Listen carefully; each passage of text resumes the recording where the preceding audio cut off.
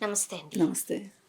పటాన్ చెరువు దగ్గర ఒక గుడిలో అమ్మాయిలు అర్చన చేపించుకోవడానికో, దండం పెట్టుకోవడానికో వస్తున్నప్పుడు ఒక బాలిక పైన సాక్షాత్తు అక్కడున్న అర్చకుడే ఆయన కూడా పెద్దాయన. చాలా ఇబ్బందికరంగా ప్రవర్తించారంట. అక్కడ వాళ్ళు చూసారంట అలా చేయడం. వెంటనే పోలీస్ కంప్లెయింట్ ఇచ్చారు. ఏమనాలి దీనికి? అక్కడ గుడిలో కూడా భద్రత లేదు. బడిలో భద్రత లేదు. ఇప్పుడు అతను ఆ గుడికి సంబంధించిన వ్యక్తి. హ్మ్. ఇప్పుడు ఎవరైతే ఆ మైనర్ బాలిక ఉందో, ఆ బాలిక ఆ గుడి శుభ్రం చేసే పనిలో ఉంటది. తన డ్యూటీ అది. హ్మ్. అయితే ఇతను చూస్తే దగ్గర దగ్గర 65, 70 ఏళ్ళు వయసుంది. ఆహ్, ఇ ఇతను నాకు అర్థమైనంతలో గుడి పూజారి అని అనను కానీ, ఈ గుడి ధర్మకర్తలు వాళ్ళు ఉంటారు కదా! వాళ్ళకి సంబంధించిన వ్యక్తిలాగా ఉన్నాడు. హ్మ్. లేకపోతే గుడిలో అంత యాక్సెస్ ఉండదు. ఓకే. ఒకవేళ కర్మకాలి పూజారి కూడా అయితే కూడా ఏం చేయలేం. మనం ఇంకా దేవుణ్ణే ఎవరో ఒకళ్ళు రక్షించాల్సిన పరిస్థితి వచ్చినట్లు లెక్క అక్కడ. అయితే ఈ ఈ అమ్మాయితోటి అతను అసభ్యంగా ప్రవర్తిస్తున్న సందర్భంలో ఎవరో చూశారు ఇది. చూసి వచ్చేశారు. ఒక 10 మంది వచ్చి పైగా ఏం చేశాడు, గుడి బయట తాళం వేశాడు. లోపల నుంచి బయటికి తాళం వేసి లోపలికి వెళ్ళిపోయాడు. మరి ఇది ఎలాగో బయట వాళ్ళకి తెలిసింది. ఇంకా 10 మంది కలిసి వెళ్ళి లోపలికి వెళ్ళి తలుపు తీయమని చెప్తుంటే ఒక పిల్లో లాంటిది వాళ్ళ మీదకి ఇస్త్రేసాడు, వాళ్ళ మొహం మీదకి. అంటే ఆ లోపల ఏం జరుగుతుందో కనిపించకుండా ఉండటం కోసం. కానీ ఈ లోపలే చూడాల్సింది చూశారు. సార్కి ప్యాంట్ లేదు, పాపం అమ్మాయికి కూడా సగం బట్టలు లేవు. అసలు ఎంత చూడగానే ఎంత జగుప్స కలిగిందంటే చాలా ఇబ్బంది. పైగా మైనర్ బాలికండి పాపం. ఆ అమ్మాయి ఏదో జీవనోపాధి కోసం గుడి ఊడుస్తూ ఉంటే ఆ అమ్మాయిని ఏం చెప్పి మభ్యపెట్టి ఏం చెప్తారండి, నీకు డబ్బులు ఇస్తానను, లేకపోతే ఈ ఉద్యోగం నీకు పర్మనెంట్ చేయిస్తానను, ఏవేవో చెప్తారు. మైనర్ అంటే అంత జ్ఞానం కూడా ఉండదండి పిల్లలకి. పోనీ ఒకటే ఇక్కడ తంబురులు ఏంటంటే, మైనర్ అయినా సరే ఆమె కన్సెంట్ ఉన్నప్పటికీ కూడా చేయడానికి లేదు. ఇప్పుడు అతని పైన పోక్సో కేసు పెట్టాలి, పెడతారు. ఎందుకంటే ఇంత బయటకు వచ్చాక పెట్టకపోతే బాగుండదు. అందుకని ఇష్టం ఉన్న లేకపోయినా అయినా పెడతారు. అయితే ఇక్కడ మనం ఆలోచించాల్సింది ఏంటంటే, అసలు ఈ వయసు వాడికి ఈ విపరీత బుద్ధి ఏంటి? రెండో వాళ్ళ అసహాయతని, నిస్సహాయతని, వాళ్ళ వల్నరబిలిటీని క్యాష్ చేసుకొని ఈ విధంగా చేసే మనస్తత్వం ఇప్పుడు ఖచ్చితంగా అతనికి ఆ వయసు మనవరాలు ఉంటుంది. కూతురు పిల్లలో, కొడుకు పిల్లలో ఉంటారు.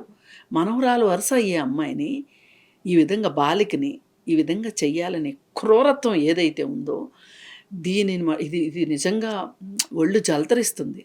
ఇప్పుడు ఎంతైనా గుడి పదిలం అంటారు కదా, గుళ్ళో ఇలాంటివి చేస్తారా అని అంటారు కదా. అయితే ఒకటండి, నేను దేవుణ్ణి నమ్మే ప్రతి వాళ్ళని నేనే అనను, దేవుణ్ణి కూడా నేనేమి అన్నాను. ఎందుకంటే కానీ ఈ దేవుడికి పూజల పేరుతోటి అలాగే లేని మహత్యాలు ఉన్నాయి అని చెప్పి కొంతమంది మట్టుకు బాగా పొట్టబోసుకుంటున్నారు. ఈ పొట్టబోసుకోవటమే కాకుండా వాళ్ళతోటి ఈ విధంగా సెక్సువల్ అట్రాసిటీస్ కూడా చేస్తున్నారు. లైంగిక వేధింపులకు పాల్పడుతున్నారు. ఇది దుర్మార్గం. ఈ లైంగిక వేధింపులకి బాలల మీద పడ్డారా, లేకపోతే పైన వాళ్ళ మేజర్స్ తోటి వాళ్ళు చేస్తున్నారా అనేది ఇక్కడ కాదు. అసలు నువ్వు దేవుడి మహత్యాలు నా ద్వారా మీకు వస్తాయి అని చెప్పి ఇవాళ మనం ఫోన్ తీస్తే సోషల్ మీడియాలో ఈ నక్షత్రం వాళ్ళకి ఫలానా చోట పూజలు, మీరు ఇంత డబ్బులు కట్టండి, మీకు ఆ కష్టాలు తొలగిపోతాయి. మీరెప్పుడూ ఆర్థిక బాధల్లో ఉంటున్నారా? మీ దగ్గర డబ్బు నిలవట్లేదా? ఆ మీ పూజలు మీకు చేస్తారు. లక్ష్మీ కటాక్షం లేదా? అని బాధాకరమైన విషయం. మీడియా ఎంత ఉపయోగపడుతుందంటే ఇట్లాంటి దొంగలకి ఏం చేస్తున్నారు, ఒక మీడియాలో ఒక ఆయన వచ్చి కూర్చుంటాడు. మ్, కొంతమంది చొక్కాలు వేసుకుంటారు, కొంతమంది చొక్కాలు వేసుకోరు, అర్ధనగ్నంగా కూర్చుంటారు. కూర్చుని వాళ్ళు చెప్తూ ఉంటారనమాట. ఈ నక్షత్రం, ఈ ఈ రాసులు వాళ్ళకి ఇలా అయితే అలా అవుతుంది, అలా అయితే ఇలా అవుతుంది. మీకు మంచి జరగాలి అంటే మీకు మీ పేరు మీద కాశీలో పూజలు జరుగుతాయి. అక్కడ 100 మంది బ్రాహ్మణుల చేత పూజలు జరుగుతూ ఉంటాయి. మీరు మీ మీ జన్మ నక్షత్రం ఇది అయితే గనక మీరు ఈ పూజ చేయించుకోండి. దీనికి డబ్బులు ఏవైతే ఉన్నాయో ఈ ఈ ఈ ఈ ఈ నంబర్‌కి మీరు డబ్బులు వెయ్యండి. మినిమం 500 దగ్గర నుంచి కొన్ని వేల వరకు వసూలు చేస్తున్నారు. ఎంత మార్కెట్ అంటే ఇది నిజంగా కష్టాల్లో ఉన్న వాళ్ళని. ఇప్పుడు డబ్బులున్న వాళ్ళు ఇట్లాంటి వాళ్ళ జోలికి వెళ్ళరు. డబ్బులున్న వాళ్ళు ఏం చేస్తారంటే వాళ్ళు వెళ్ళే సిద్ధాంతుల దగ్గరకో వేదాంతుల దగ్గరకో వెళ్ళి వాళ్ళేవో వాళ్ళకి కావాల్సిన పూజలు వాళ్ళు చేయించుకుంటారు. లేదు అనుకుంటే గాలి జనార్దన్ రెడ్డి లాగా వెంకటేశ్వర స్వామికి 18 కోట్లు పెట్టి 20 కోట్లు పెట్టి పెద్ద పెద్ద కిరీటాలు చేయిస్తారు. లేదు అనుకుంటే హుండీల్లో అజ్ఞాత భక్తులు బంగారాలు అవి వేస్తూ ఉంటారు. ఈ వీళ్ళు ఎంత చండాలమైన పనులు చేయకపోతే, ఎంత చట్ట వ్యతిరేకంగా, ఎంతమంది పేదల రక్తాన్ని తాగకపోతే ఇన్ని కోట్లు దేవుడికి ఇవ్వడానికి ఎక్కడి నుంచి వస్తాయండి వీళ్ళకి? అయితే సరే వాళ్ళు అలా చేసుకుంటారు. ఇప్పుడు నా బాధ ఏంటి అంటే దిగువ మధ్య తరగతి వాళ్ళు ఎవరైతే ఉన్నారో గుడి దాకా వెళ్ళలేని డబ్బులు, ఇప్పుడు కాశీ దాకా వెళ్ళాలంటే ఖర్చు అవుతుంది.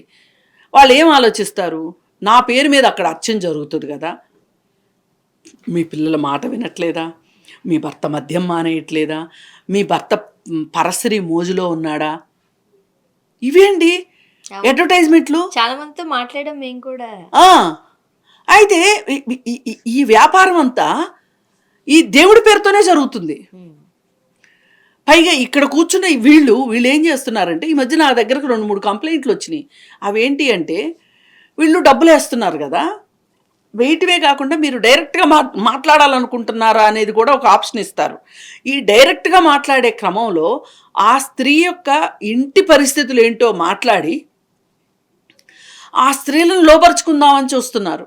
వాళ్ళకి లైంగిక వేధింపులు చేస్తున్నారు. మనం చూసాం, మనం మాట్లాడుకున్నాం. అర్ధనగ్నంగా కూర్చోవాలి, ఇవన్నీ మనం మాట్లాడుకున్నాం.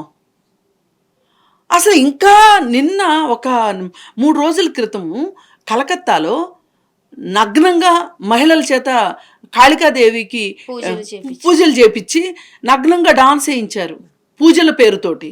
ఎంత అసలు మీరు దేవుడి పేరుతో ఇవన్నీ చేస్తున్నారు. ఇది చేయకండి. మీకు భక్తి ఉంటే మీరు భక్తిగా ఉండండి.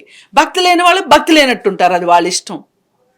కానీ మీరు దేవుడి పేరు చెప్పి ఎట్లా చేస్తున్నారు? ఇట్లా చర్చి ఫాదర్లు చేసినా లేకపోతే ముల్లాలు చేసినా ఎవరు చేసినా సరే మీకు ఈ హక్కు లేదు. నిస్సహాయాల్ని ఈ విధంగా ఆర్థికంగా పట్టి పీడించటము, అలాగే వాళ్ళని మానసికంగా భయపెట్టి బాధపెట్టి ఒక ఆశలు కలిగించటము.